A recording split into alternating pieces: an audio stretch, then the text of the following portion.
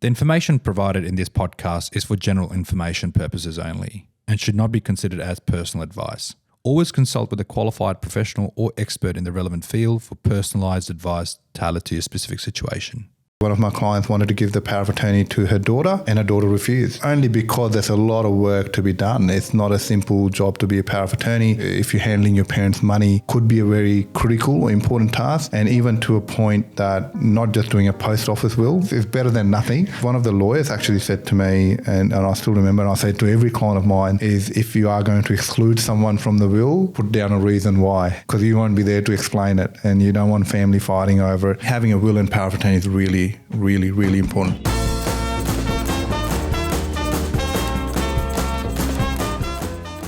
Welcome to another episode of the Wealth Guide podcast brought to you by Ryker Capital.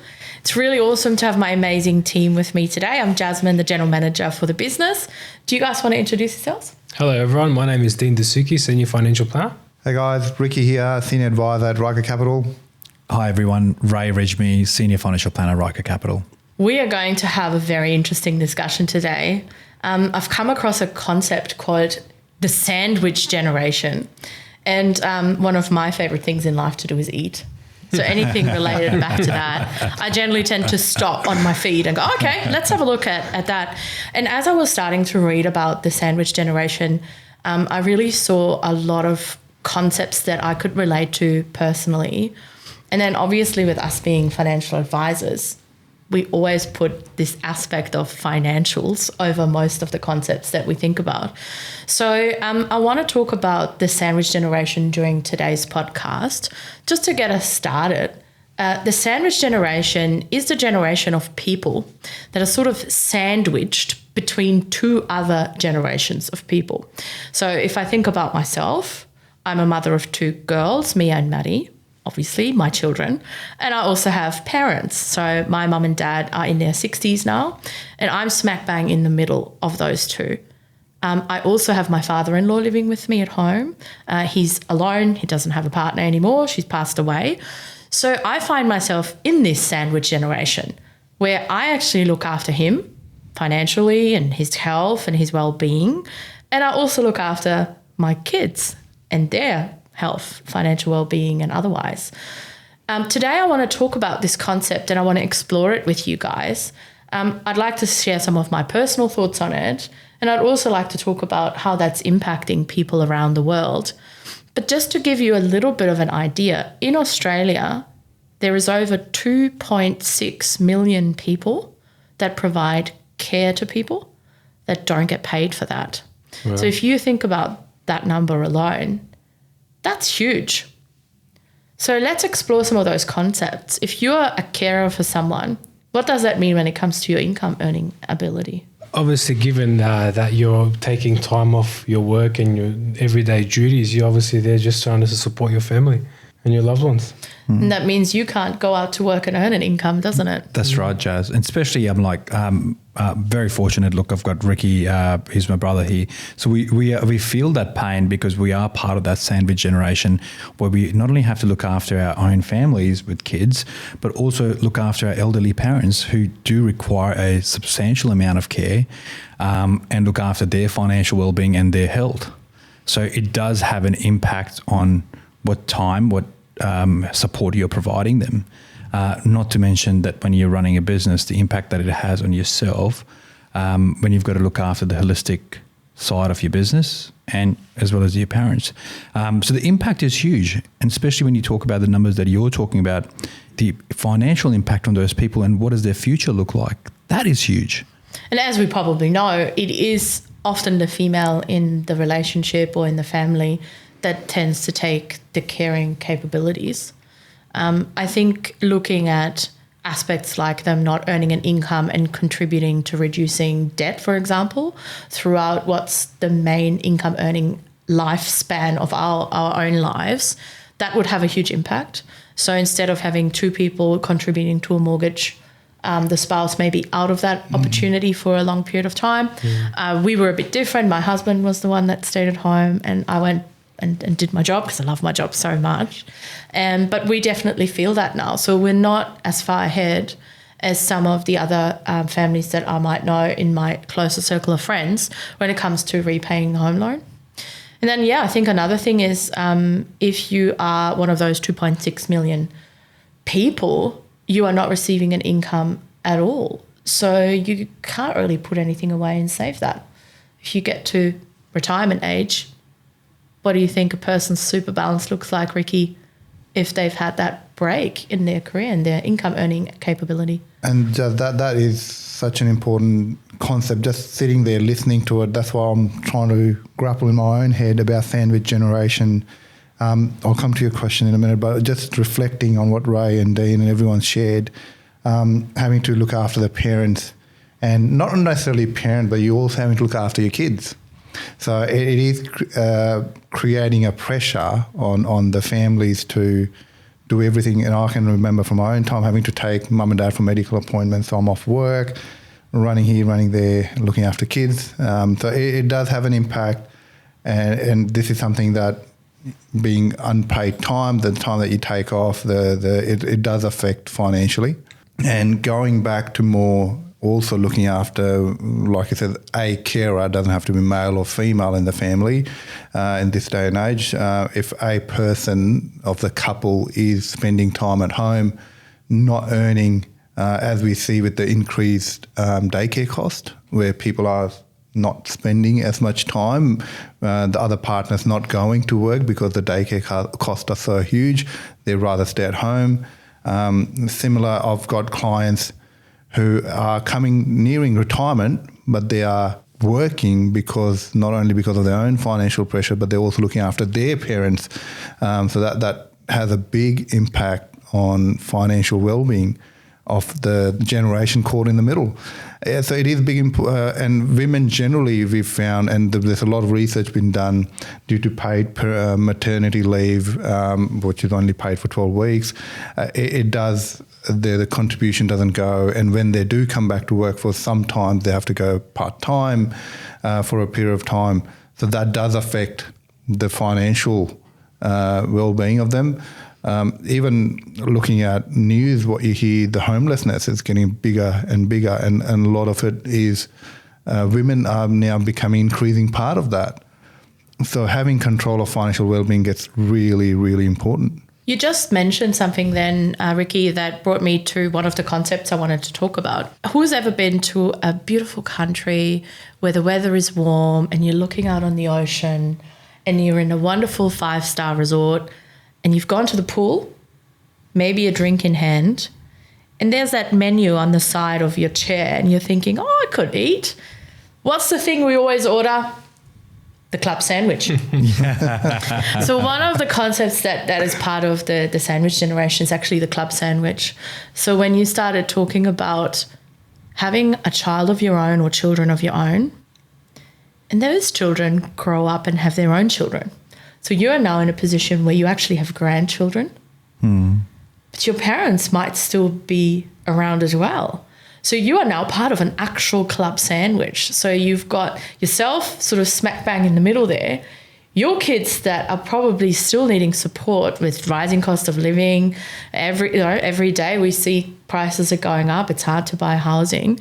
You've then got their children and you've still got your parents. So that whole club sandwich generation is a whole nother thing to think about. Probably specifically honing in on sort of housing and cost of living. Any thoughts you guys want to share on the club sandwich generation? Well, we see it nowadays, don't we? A lot of kids are moving back in because the cost of living crisis and the rental situation become so unaffordable that people are having to move back in with their parents, and parents who might have downsized are now having to face having the kids coming back living with them, and even the grandkids. So it's extra pressure on the grandparents to then support the families. Not to mention their retirement aspect of the retirement future is being completely demolished as a result.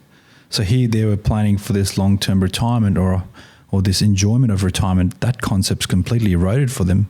They don't have that aspiration of retirement because now they are under the pressure to just provide not only for themselves but also for this generation at home.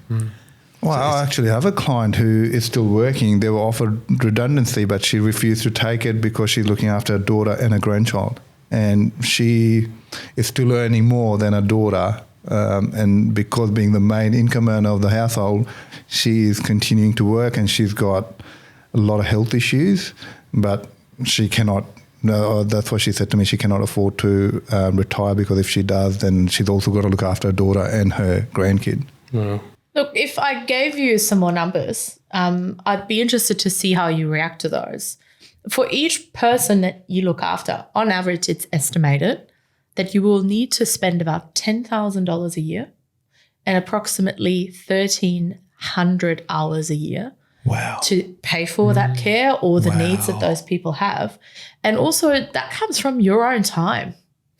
What do you guys think about that? I mean, we're financial advisors here.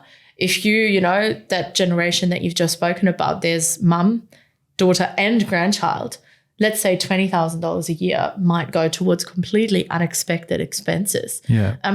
What can we do? What can we do to try and prepare ourselves for this? So first thing comes to my mind is, how do you live? Firstly, I'm like, that is huge. That is such an immense amount of pressure on the whole family. But then it comes back to the whole concept about, did I prepare for this in advance? There's this look back to go, I am going to be in this situation over a period of time. So again, for me, with the previous topics that we've spoken about, it comes back to the idea of, let's plan for it earlier. Knowing well that we are going to be in the sandwich generation, not to mention the variety of sandwiches here, Jazz. Club sandwich coming your way, right? Did I plan for it? And did I plan for it well? So I think the key idea is plan, and plan for it. Because if you fail to plan, You plan to fail. spot on. Well, Dean, you must have clients that you speak with and meet where you can see that they might have not made the most of their resources throughout a long part of their life. Do you have any advice for these people? Once again, it goes back to making sure that you plan. If like we were just saying just now, if you fail to plan, then you're going to plan to fail. And it's just little things. It's literally just little things, putting a little bit of money aside, just planning for if anything was to actually go wrong, then at least you don't have that financial burden. You don't have that stress. And like just with the stats that we were saying now, time on its own is very stressful as well. So trying to dedicate that time, but then also if you're going to put that financial pressure on top as well, it's going to obviously become very, very hard. So trying to plan it correctly, then at least you will be able to take one burden off and just really focus on what you need to do around supporting the family. And to add to that, Dean, I think one of the greatest example I can give is for one of my clients who saw this coming. So they came as a family, which was a first for me, and even an eye-opener for me to go, we are going to be potentially in this situation. We want to make sure that we cater not only for myself, for my kids, but also my parents are here today. So how do we plan for their pension? How do we plan for my kids' education? How do we plan for ourselves and what we can do today to make sure that we have an impactful financial decisions here that will not create a financial burden for all our family if we leave it too late? So what can we do from here on today to make sure that we are addressing all of these issues right here and right now? I really like that. I don't think everyone would feel that that's an option, to go to a professional as a family instead of, maybe just yourself and your partner. I really like that. I think people should feel very confident to do that. Yeah. I also think, just back to conversations I've had, sometimes speaking with a professional brings out different topics that you haven't thought about. And it might also make it a little bit easier for you to have that discussion with the people closest to you when you have that additional, a little bit unbiased kind of party in the room. I'm thinking maybe even as far as estate planning and other things. Any conversations you can recall with clients, Ricky, that... That's part of my regular conversation with the clients, to ensure that they have wills and power of attorneys in force, because that is quite critical. To ensure that the powers they've given to is the person they actually trust, and the person they are choosing to give it to is actually capable to do the job. I have a situation where one of my clients wanted to give the power of attorney to her daughter, and her daughter refused. Only because there's a lot of work to be done. It's not a simple job to be a power of attorney, especially given this day and age. If you have a blended family and you think there could be allegation put to you that you didn't manage parent money well, so handling power of attorney affairs, if you're handling your parents' money, could be a very critical or important task. So I always encourage my clients to ensure that there's a will, ensure that there's a power of attorney, and even to a point that not just doing a post office will. I mean, it's better than nothing, but to speak to a lawyer, having that in written down.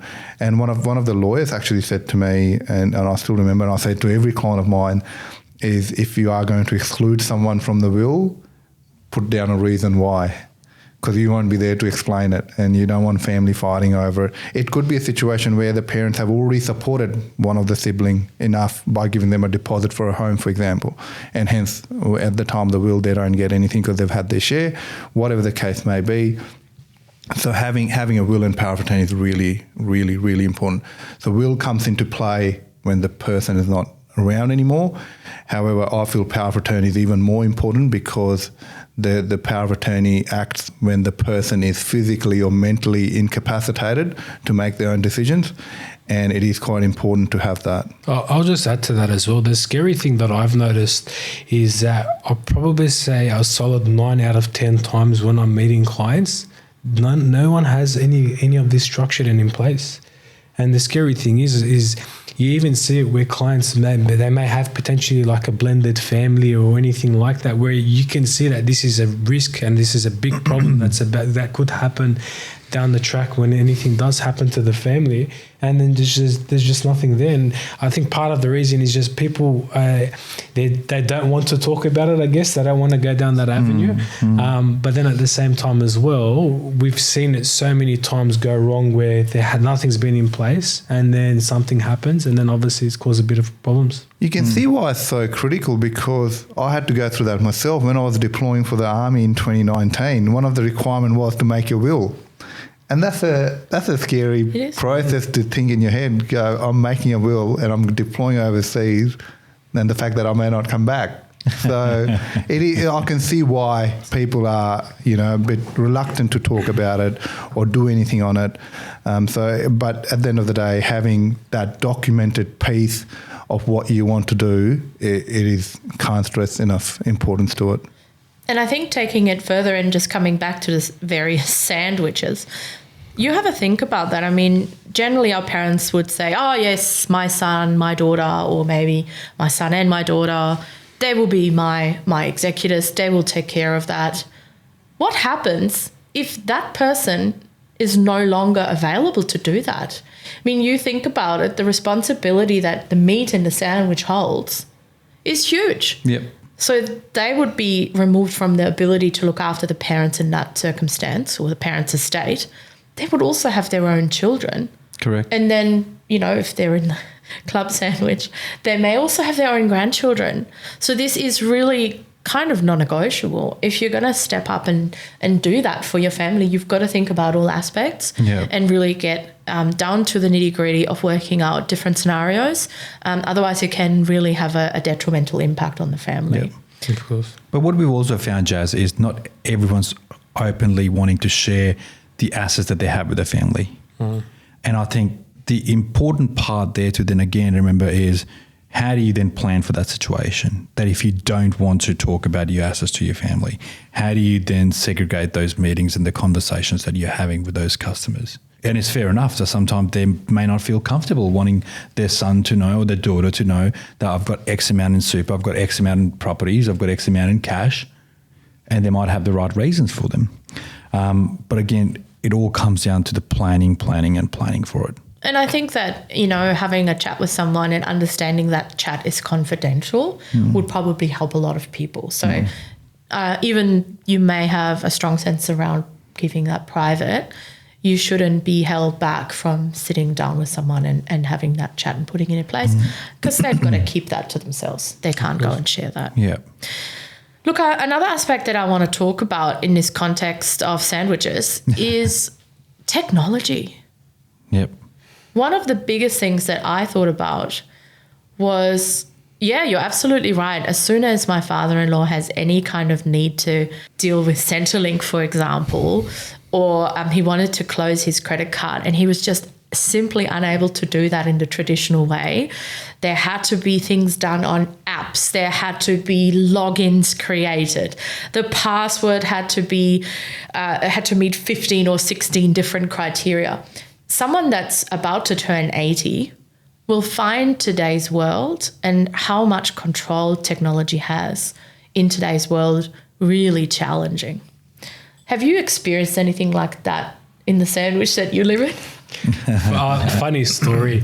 It's the same as my grandmother as well, but my mum, she still has a passbook account. I say to her, why you don't need, you can have a bank card, you can go to an ATM, take out the money whenever you like, but no, she wants to see her money in the passbook and on the account, and she doesn't trust technology. She doesn't trust anything else because apparently her money could disappear. So it poses challenges sometimes. We see that all the time, Jazz, with our clients, especially, the rapid rate of technology changing. Checks don't exist anymore, or very rarely do you see a check. Passbook, banks are trying to phase that out. Centrelink, like in your example, Centrelink's now moving more and more online. If anyone's called Centrelink helpline, they'll know after 4 hours on the queue, you might still not get someone. So a lot of things been pushed online. So technology is playing a big, big factor, and we see it even for our own parents, and even for the clients we help, because they struggle with just the whole concept of logging in, making sure there's passwords, and because there's so many passwords for everything nowadays, and you've been told not to have same password for everything.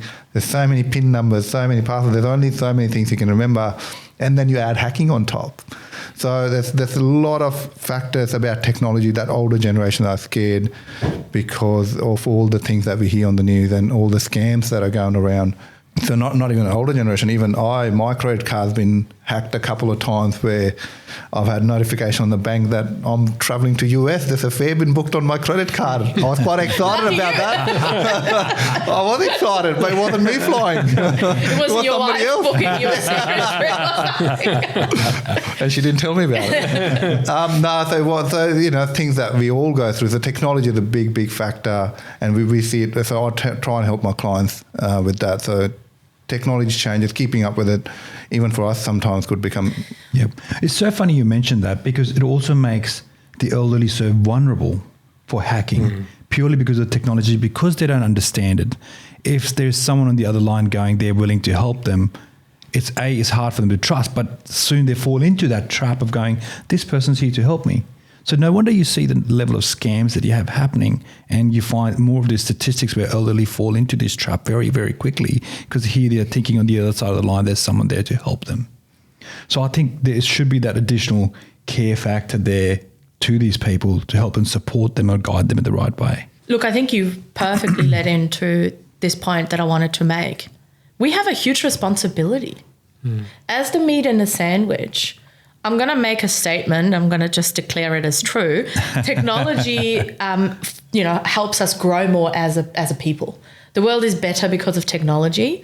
I'm sure we could debate that in a whole episode, but let's just make that statement and say it's true. It improves productivity. It improves, creativity. It moves the world forward. It makes it change. So if we can't help the older generation cope with that, it's actually going to slow down that progress. I mean, this just as much as what we spoke about earlier when it comes to financial burdens or the time it takes us to be that meat in a sandwich, it's a huge burden. Our health, our mental health will actually be impacted by having to be everything to everybody around us. Yep. And, you think about that. My father-in-law, like I said, he actually lives with us. So anything that he wants to do, I've got to do that. So it's kind of like I live, my life. I've got to organise my statements and get my phone plan sorted. And it's the same for him. Everything is kind of doubled up from a time perspective. Correct. And as we know from working with clients in the financial advice space, anything to do with money always carries a lot of stress and anxiety with it. Every time you're doing something, transferring money, booking flights, when something happens, you might have let a transaction happen that was a fraud. Guilty. I bought something on Facebook recently and they told me it was 50% off. So I bought it and it actually turned out to be a completely fake website. I am not joking. Yeah. And I'm a financial advisor. As soon as I got the confirmation email, I realized, but you imagine that would happen daily to people. So the amount of stress and anxiety that adds to our generation, it's actually huge. So I wanted to take a few minutes just to talk about mental health and health impact for our generation, and how you guys think that's kind of, impacting the world really. So the coping part of the mental health is very personal. The way we tend to cope is by sharing responsibilities, and that's what myself and Ricky have been very, very privileged to do. And some of the people may not have that luxury, but we have been taking turns in order to sort of cater for our parents and then kids. Usually we'll ensure that if our kids are sort of doing the activities, they are around the same sort of activities. And if you had to take our parents to, whether it be medical appointments, blood tests and whatnot, we'll sort of take turns to sort of share that responsibility. And there's also that part that we sort of then allocate personal time for ourselves. Now that personal time may be simply going to gym and getting a bit of workout in for that one day a week that you might get, right? And that's a privilege. That's an absolute privilege to go, I have got this opportunity now to go for a couple of hours, chill out and then go do a bit of a gym session and come back home. But I think that's awesome that you're sharing that, Ray, because you are a financial advisor. I've known you for a long time and you're very successful. You're also a great husband, great dad, great brother and great son. So for us to give permission to people to say it's okay to do that. Yeah. You're not going to completely ruin your financial future by putting some time for yourself in there. Thanks for sharing that. I really think that's super important. No, thank you, Jazz. And I think it's vitally important that you have that open dialogue with the whole family. It's very important that you bring in the whole family to talk about that and the impact it's having on you personally by doing that just solely by yourself. So bringing family together, talking about these issues openly I can't stress enough how important it is. What do you do to make sure your mental health is healthy, Dee? Pretty similar to Ray. I think given the pressures of life and everything that's happening, I think mental health is very, very important. I think taking time to yourself to unwind, relax, whether that's going to the gym, it could be as simple as going for a walk. Or it could be going for a drive, anything to take your time out just to pretty much give you a bit of a break and help you reboot, I think is something that's very, very important. And once again, like if I didn't have that, then I don't know what would happen. But it's important. Yeah. Ricky, what do you do to do this? Well, similar, Jazz. I was thinking about that too. Some of the new thing I've tried is listening to a lot of people talk about meditation. So that's what I'm struggling with it. I'm going to admit, but I am trying. I can see the benefits of it. Just trying to just calm yourself down and just concentrate on a thing. So I have done a little bit of it. I find it useful. Struggle to find time, but I do try and get it. I'm even trying to get my son into it as well. He's only 10. So his meditation time is driving to school. Go, Rowan, shut your eyes. And then he'll sort of peek through, he'll open his eyes, go, are we there yet? But just trying to get something different. And I think I do believe there's benefit in meditation there. The mental health, we see it when we do a lot of insurance applications for our client. The mental health is on the rise, it's on the rise. And like we look after body, brain is another muscle in our body which we should exercise and we should look after it. Perfectly said. I find it very difficult to relax personally. The only way I can really chill is if I'm with other people and I've got really good conversations, or I might be sharing a meal, and because I'm so invested in that conversation, I can turn everything off. So that's what I try to make time for. I also wanted to just briefly comment on the benefits of financial advice when it comes to mental health. It's proven, and there's heaps of studies out there, that if you know what you're doing, so if you've sat down and you've thought about where you are now and you've really looked at the people that are going to be instrumental in your success and your financial success, so In the sandwich generation, that's your parents and then that's your kids, or in the club sandwich, you've got to add your grandkids to that. If you then formulate some goals and you really think about, okay, so this is where I am now and this is where I want to be, that concept on its own actually allows you to feel a lot less anxiety. So really kind of taking honest stock with yourself about what you're earning, what you're spending, and what you would like to spend and earn, and the things you want to achieve, the people you want to care for, that actually reduces anxiety. You can then take that to the next level and really talk about maybe cash flow, budgeting, that kind of thing, and then proper planning where you start to invest and think about the future. So I definitely encourage everyone to do that. It does reduce your stress. It gives you less anxiety. One of the phrases that we use with most of our clients is, one of the things I want for you, Mr. and Mrs. Client, is for you to be able to put your head on the pillow at night before you go to sleep and go into a sound sleep, because you know what's going on with your money and you feel confident and comfortable with where that's at. The reason I'm speaking about that is because another aspect that I wanted to talk about a little bit today is, well, what does happen when one of the generations, and I'm talking about the elderly parents in that circumstance, is maybe starting to come to the end of their life. So there are positions that you might find yourself in at some point where you have to support a parent through to aged care. And then there might also be a position where you will be in at the end of their life, inheriting money, and you're needing to deal with all sorts of other problems as well that come with that. So what are your thoughts on that, guys? There's two factors there, Jazz, of what you've said. There's the aged care part, which you need to address to ensure what they're going to be paying for. As they're about to enter into aged care, you've got this variety of different structures, and things you got to worry about is, if we sell their house, are they going to lose their pension? Are they going to lose the government benefits they're about to get? Because all of a sudden, when you sell this house, and let's just say you're selling it in Sydney, you're sitting with this $1 million asset, the first thing Centrelink may turn around and go, you've got a substantial chunk of assets here. Why should we pay you a pension, right? So I think for them, it's a big worry part, because if you don't address that, it also means that obviously the inheritance that you may get is also affected as a result. So again, planning on that aged care piece even becomes more vital before even you talk about as part of the intergenerational wealth transfers to what you may get after your parents were no longer here. So two important key considerations there. Again, stressing about the impact of planning is key important there. Caring for the parents is quite critical, especially if you have parents who can no longer look after themselves. So even picking out a proper nursing home, and they might not even want to go to a nursing home. So that's another conversation, even beside financials, that you need to have as a family. And it really becomes critical when in a couple one person goes and then there's only one person left. So that does get a bit challenging.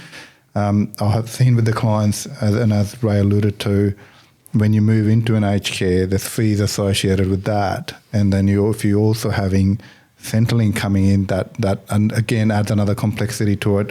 When you're already looking after your parents and then you've got to look after the finances, not only theirs and yours, it just adds the extra pressure.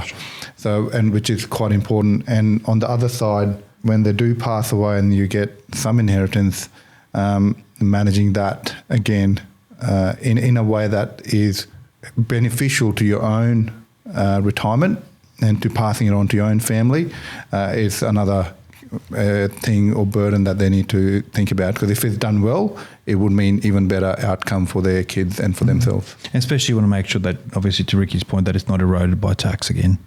I think so. I think it's really important. I mean, the amount of people that look at us with really wide, surprised eyes when we tell them what children pay on income they haven't earned.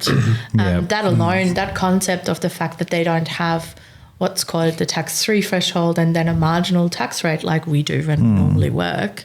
If you leave a large amount of money to a child, they actually have to pay a huge depending on what tax form rate. of assets, of course, but yeah. But there are things you can do about that. Yeah. So that, and again, early planning again comes into a big part of it as to how you plan it. How do you want the transfer of the assets? What do you want the life to look like for them and for yourself? This is why the family as a unit to do that planning, very, very important. And talking about it early is quite important too. I think I know most of the families don't want to talk about it, and I can, like I said, I can give my own personal example with having to make my own will. It is quite challenging. So, however, it is critical that the family sits down together, talks about it, and how and things would be divided and how it would be all done to be all mapped out. It just makes it process, because we all know that time is going to come. It just, when that time comes, you don't want the extra stress of having to then figure out, okay, what am I going to do now? Because then it's getting late and you're having to juggle a lot of different things. But if you already put a plan in place, then you still got pressure, but at least you're not having to worry about the finance. And then what are you going to do? You've got a plan. Then you're only concentrating on your parent and their care. To Ricky's point as well, managing that longevity risk. Am I going to outlive my money? That's a fear for most people. Yes. Going, what am I going to do if I run out of money here? What is my plan B? Is there a plan B? What is my healthcare going to cost me over a period of time? What is my utilities going to cost me? So these are all another layer of complexity now that starts to come into play. Definitely. I've also seen some of the people that I would consider, quite financially astute, to be honest, thinking about, okay, so let's think of the sandwich. What happens if one of those parts of the sandwich is not around and cannot give me the money that I need to support the other parts of the sandwich, is not there, so their time is no longer available? The scenarios I'm thinking about is something where someone may become incapacitated. There might be a car accident or something like that. And one person that was a main contributor to that sandwich, that household, is unable to earn an income. So I've seen some people put together insurance plans, for example, where the younger generation was insured. So they had an income protection policy, for example, that was potentially paid for by the parents at that time, because the parents were thinking, well, I'm planning for my retirement. That's interesting. I don't want to have to pay for you or replace your income. Yeah. If something doesn't go right with you. Yeah. I'd rather pass that risk on to an insurance company. I'll pay for your premiums.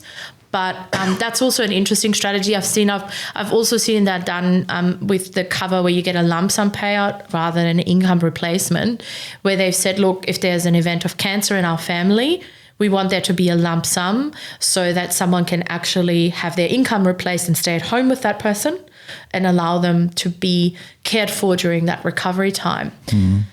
We use calculators as financial advisors. We do love a bit of tech that show what happens to a client's financial position if they experience an unexpected event throughout their life cycle. So what I mean by that is, we start as kids, we grow up, we get a job, we work, we probably get a mortgage, we have kids, get married, probably the other way around. If any of that is disturbed by an unexpected event, that can really put you back in your journey when it comes to your finances and how you're trying to plan for them. You can ruin your plan.